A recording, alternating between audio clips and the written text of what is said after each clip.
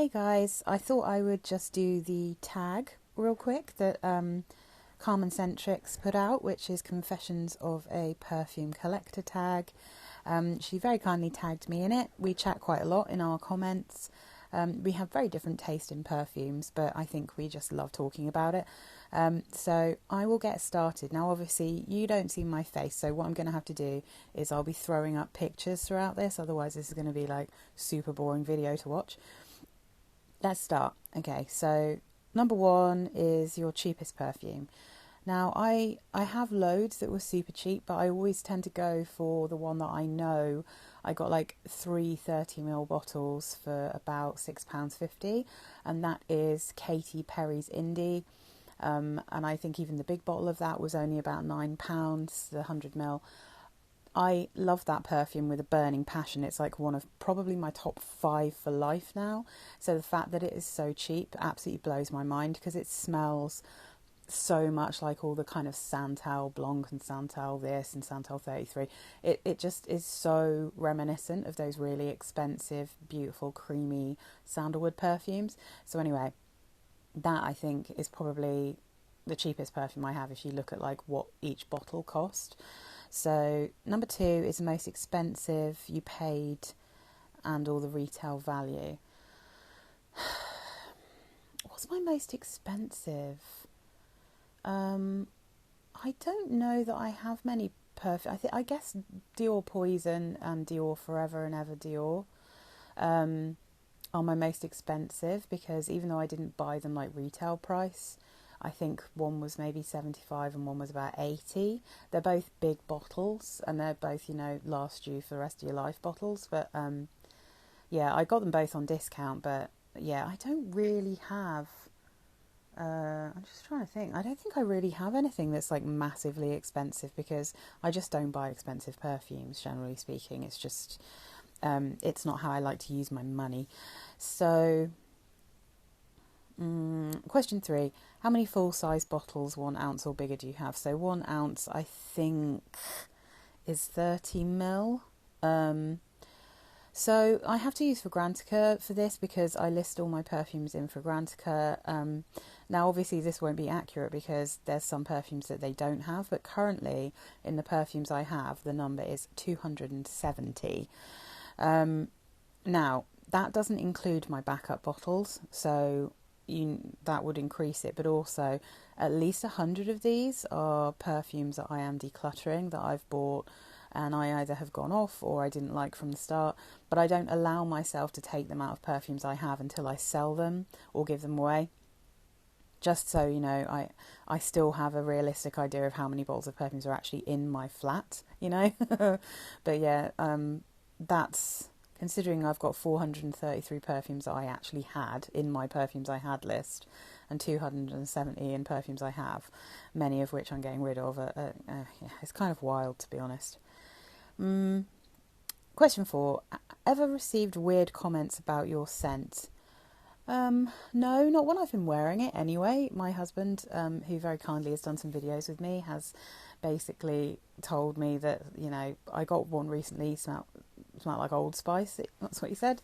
One that smells like paper, that was from the Christmas one, and then one that smelled like cucumber, which is actually a melon and marigold perfume. But yeah, so, but I don't think he's ever said anything kind of weird to me when I've actually been wearing it.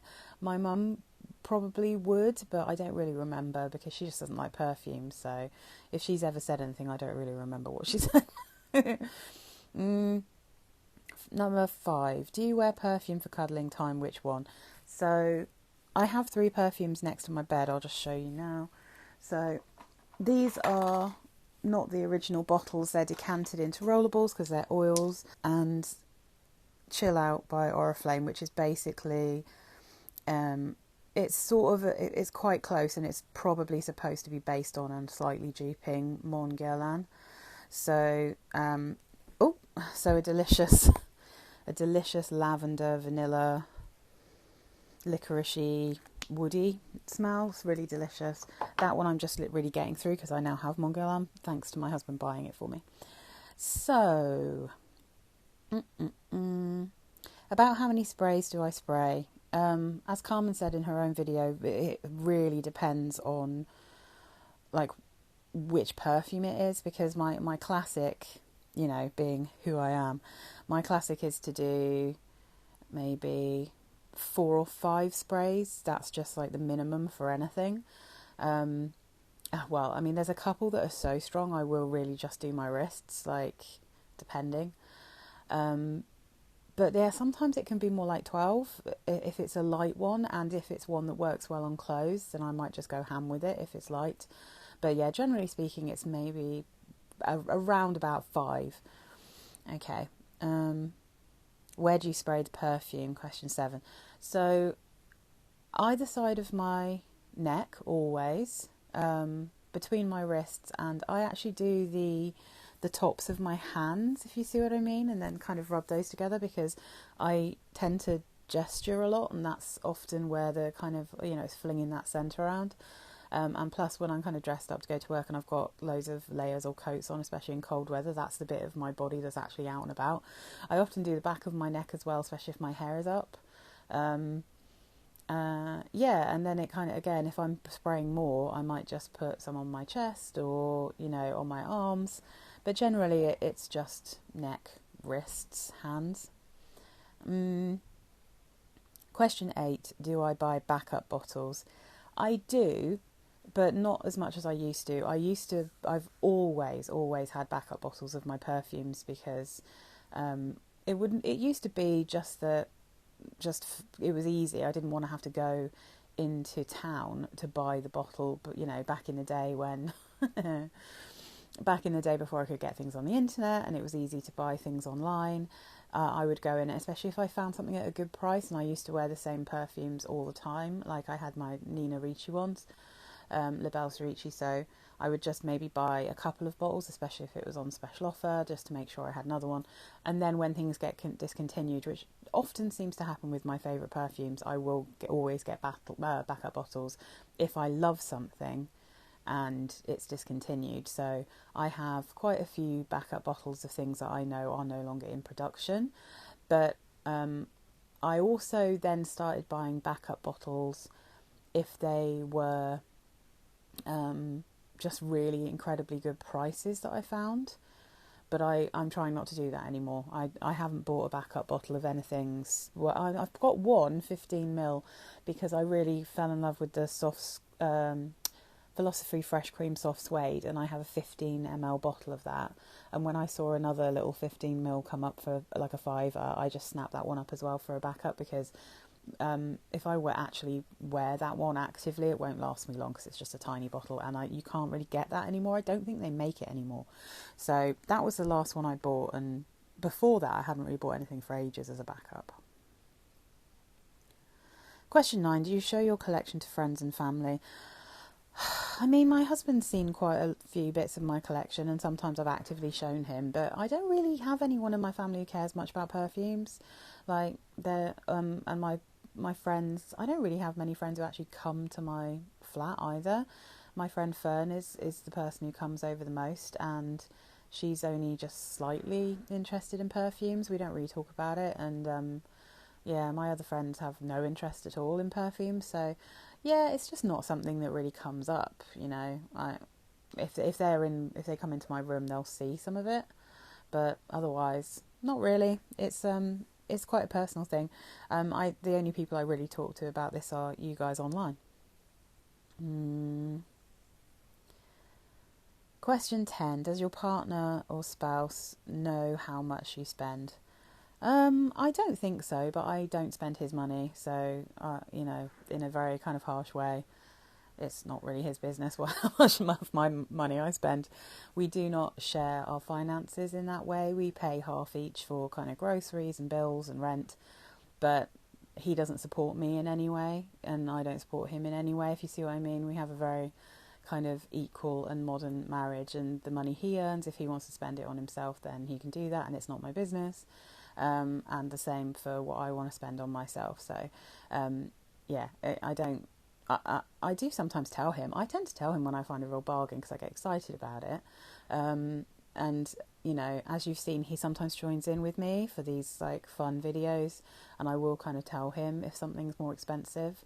So I'm not, you know, I don't try to hide it from him, but I've got no reason to hide it anyway because it's not his money, it's mine. Number 11, do you plan on collecting more? It's not that I plan on collecting more. It's more that I plan on just maybe getting rid of stuff that I'm not crazy about if I find stuff that I am crazy about, if you see what I mean. So I still like exploring. I don't think I'm buying anywhere near as much as I did when I first started doing YouTube. But that's because I think I've probably bought every affordable perfume known to man, like Jen. I mean, how many more are there going to be? And it's kind of easier for me to slow down a little bit just because I already have a load of stuff that I haven't made videos on yet that have just been kind of waiting for their time when I've done like hauls in the past. So I've still got loads of stuff to talk about. And also, I generally don't like most new releases. It's really rare for me to. So I think Burberry Goddess was the last thing that I actually genuinely liked and wanted a bottle of that's actually like new. Yeah, I generally am not impressed with most new releases, and I'm not interested in going down the niche route. It's just not something that I want to get into. I don't mind spending my money, but I don't like spending that kind of money. Like, it doesn't feel like good value to me, and I'm all about value. So number 12, so this is the last question. Where do you see your collection in 20 years? I think, well, in 20 years, I hope that my husband and I actually own our own home. So this year, I'm definitely spending less just because we're both in a position now where we can start trying to save for a deposit and try and get a flat in London. But for anyone who doesn't live in London, you're lucky to get a 2-bed flat in like zone 4, which is relatively far from central where I work. For like less than £300,000. It's crazy expensive to try and buy anywhere in London, even a rubbish place. But I do envision having, like, whenever we do manage to do that and we're not renting anymore, when I can design my own space, I totally envision having a proper perfume cabinet, like a really beautiful one, preferably with like glass. I know you're supposed to keep them in the dark, but you know, it's easy to keep my curtains closed or whatever. Yeah, so I'd like a really nice proper display, you know. I'd really like some kind of beautiful cabinet to display them in because I've got so many pretty bottles. Yeah, so I don't know, yeah, maybe like, I'm not planning on like getting rid of loads. I'd be happy to still have like 100-ish. And I think just realistically, because of what I end up reaching for and what I love, I probably will end up at some point with about 100 because there's just so many that I'm actually like not that bothered about, or again, like, I start to smell aroma chemicals in that I didn't used to be able to pick up back when I started YouTube. So yeah, I think probably I'll still have like around about 100 in 20 years maybe, and I'll just be, even if I'm just keeping them to appreciate the bottles, because I love glass and I love bottles. So I think for me that's also a small part of collecting, is that I really love the actual perfumes, but I adore beautiful glass bottles. So just in terms of like, I only ever collect things that are useful to me. I only collect things that I can wear or that I can use in some way. So perfumes are kind of perfect because I like things that smell good. I like to smell good. I like beautiful bottles, and they are useful, you know. They're not just sitting around on display. I will actually be able to use them. So yeah, I think in 20 years, hopefully I've got a beautiful display. By which point, many of the perfumes I've got now, even like the Kim Kardashian ones, will be a vintage. So yeah, that's pretty cool. Okay, I hope you enjoyed this, guys. I hope I managed to put in some pictures that make this a slightly more interesting than it currently is, just looking at my silk sheets. Thanks to Carmen for tagging me, and I hope she enjoyed this too. All right, bye guys.